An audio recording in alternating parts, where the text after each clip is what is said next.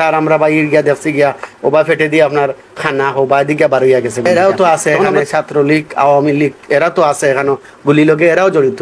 এরারে অনেক মানে সিসি ক্যামেরাত ওরার ফুটেজও উঠছে যে ওরা মানে গুলি লগে বন্দুক প্রকাশ্য বন্দুক হাত লইয়া গুলি করে। সুবিধা নাই আপনার এইটার আগাতেও কইরা দিলাম, এইটার আগাতে কইও আমার বাড়ি লাশ খান আমার বাড়ি পৌঁছাই দিই নিয়ে। গত 4 আগস্ট খবর আসে এমসি একাডেমির মাঠে ছাত্ররা হামলার শিকার হচ্ছে। তখন একজন অভিভাবক হিসাবে ছাত্রদের বাঁচাতে এমসি একাডেমির মাঠে গিয়ে লাশ হয়ে ফিরেন ঘুষগাঁও এলাকার গৌসুদ্দিন। আমি গৌসুদ্দিনের বড় ভাই, আমার নাম আবুল কালাম। গৌস আমার ছোট ভাই। আমরা ফ্যামিলির 5 ভাই আসলাম, 5 ভাই এক বোন। আমরা ফ্যামিলিত হে 4 নম্বর, আমরা 4 নম্বর ভাই। হে 4 আগস্ট আমার বাগনা আমার বাগনা আছেন, আমার বাতিজা সব এমসিত লেখাপড়া কররা। তখন খবর আইছে যে আপনারা সব গার্জিয়ান হল এমসি তাকুয়া ছাত্রদের উপরে হামলাওর আপনারা সব গার্জিয়ান হল আপনারা অনআকুয়া। তখন আমার ভাই গেছে এমসি যাওয়ার পরে আমার বাগনা সবরে দেখছে, বাতিজা সবু আসলা ইনো কেন। তখন গিয়ে আপনার হে ও ছাত্র আন্দোলনও হে যোগ দিছে। দেওয়ার পরে আপনার তখন ও সময় কত সময় হয়ে 2টা 3টা পর্যন্ত ছাত্র আন্দোলন করিয়া আইসে বাড়িত। আওয়ার পরে বাতুত খাইয়া আবার মানে খবর আইছে যে আবার যাওয়া লাগে। তার পেটের বুক লাগছে, আইয়া বাড়িতে খাইয়া আবার গেছে। যাওয়ার পরে বাদে আমার ভাই হঠাৎ করে খবর পাইছি যে আমার ভাই গুলিবিদ্ধ হয়েছে। গুলিবিদ্ধ হওয়ার সাথে সাথে আমরা খবর পাইছি। পাওয়ার পরে আমরা আরেকগুলা পুরা বিশ্বাস করছি না, এটা তো হয়তো কেউ এমনি হয়তো মারতে পারে। তখন গিয়ে আমরা আরো 2-3 জনের খবর লইয়ার পরে আমার বাইরে এখন থেকে সত্যি আমার ভাই গুলিবিদ্ধ হয়ে গেছে। তখন গিয়ে আমরা গেছি আমার বাইরে লইয়া আমরা উসমানী মেডিকেল হকান্তনে তার সাথে সাথে এক গুরু লইয়া গেছেন গিয়ে আমার তো ভাই আসলা তারা ওখানো লইয়া গেছেন গিয়ে উসমানী মেডিকেল লইয়া গিয়া নর্থ ইস্ট গেছেন। নর্থ ইস্ট গচ্ছে না গছা লইয়া গেছেন গিয়ে আপনার উসমানী মেডিকেল পুলিশ কেস এগুলো হওয়া হয়েছে। হওয়া তারা উসমানীত লইয়া গেছেন। উসমানীত গিয়া আমার বাইরে মৃত ঘোষণা করা হয়েছে। মৃত ঘোষণা করার পরে তখন আমরা ওখানো গেছি। যাওয়ার পরে আমরা একটা স্লিপ দেওয়া হয়েছে যে ও স্লিপটা লইয়া আপনারা কিতাব থানা একটা নাম কুতুয়ালি থানার যাকা ও রিসিপ্টটা লইয়া আপনারা ওখানটা সারর দর্শক লইয়া আইয়া আপনার লাস্ট ছুটি লিয়ে বাকি।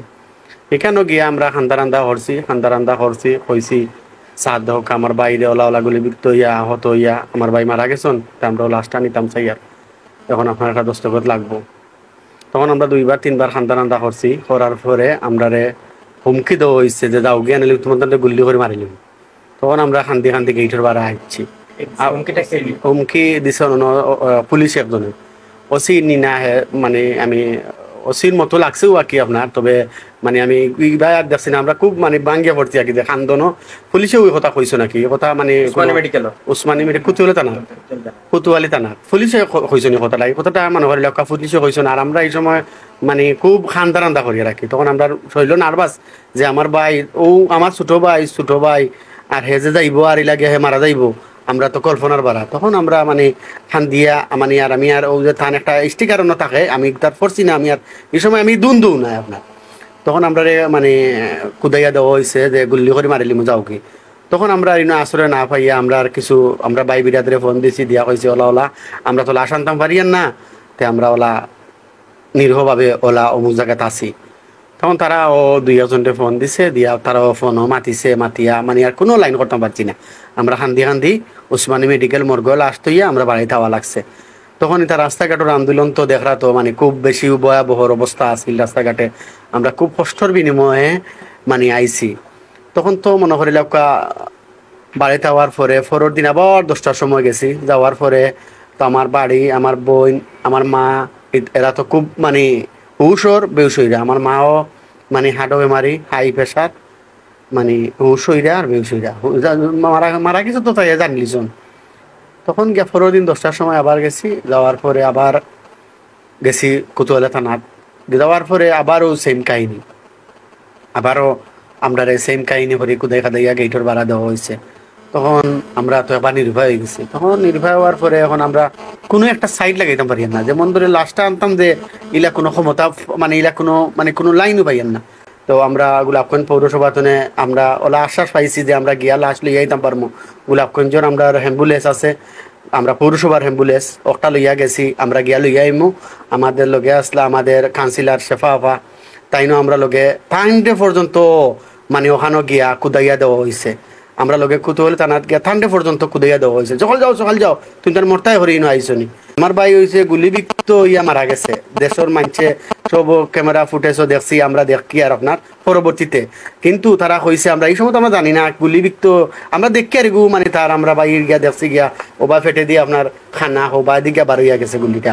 তখন আমরা তখনও দেখি আর আপনার আমার ভাইয়ের ফেটও ওলা বান্দা মানে ব্যান্ডেজ দিয়া বান্দা। তো আমরা মানে পুলিশে মানে হয়েছে যে তুমি তাই যদি পুলিশে গুলিতে কও তাহলে তুমি তাই লাশ পোস্টমর্টম করা এই সেই ইটা বহুত গেদারিং বাদাই বাইকি বহুত সমস্যা হয়ে যাব।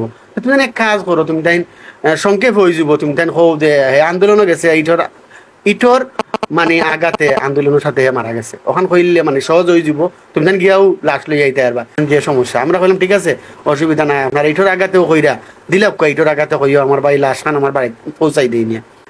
তখন গিয়া শোনা গেছে আমরা বাংলাদেশ সরকার মানে দেশ পালাতক হয়ে গেছেন, ওখান শুনছি। শোনার পরে মানে আমরা আইতাম পারি না কি সিলেট বাড়িতাম পারি না অ্যাম্বুলেন্স লইয়া ইলা মানে অশৃঙ্খলা ওর। এরপরেও আল্লাহ রকম আমরা আইছি সুস্থভাবে, আমরা আনাইলিছন গোলাপগঞ্জ পর্যন্ত।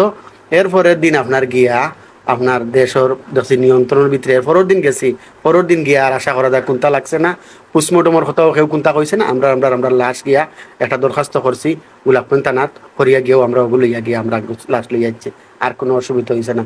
কিন্তু আমরা যে সময় ওখানে গেছি আমরা গীতা দেশের মানুষ আসলাম না নি, আমরা এই দেশের নাগরিক নাই নি আপনার।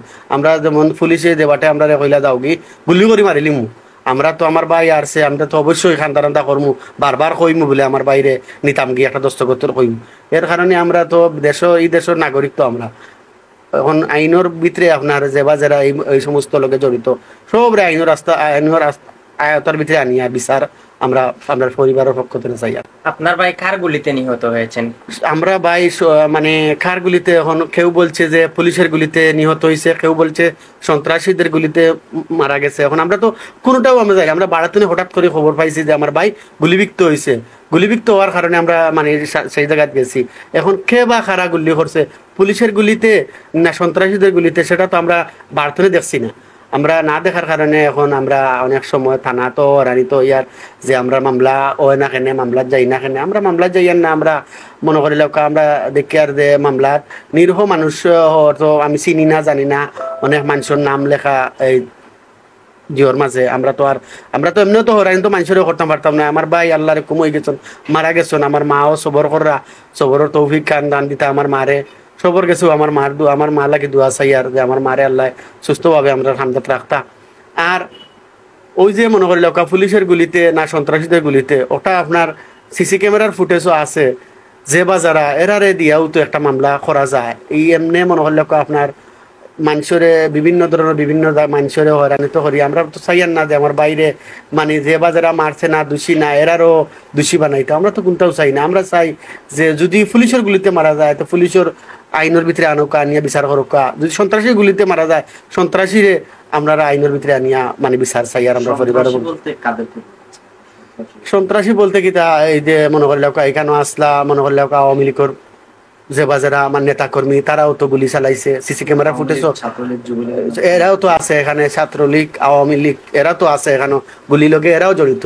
এরারে অনেক মানে সিসি ক্যামেরাত ওরার ফুটেজও উঠছে যে ওরা মানে গুলি লগে বন্দুক প্রকাশ্য বন্দুক হাত লইয়া গুলি করে।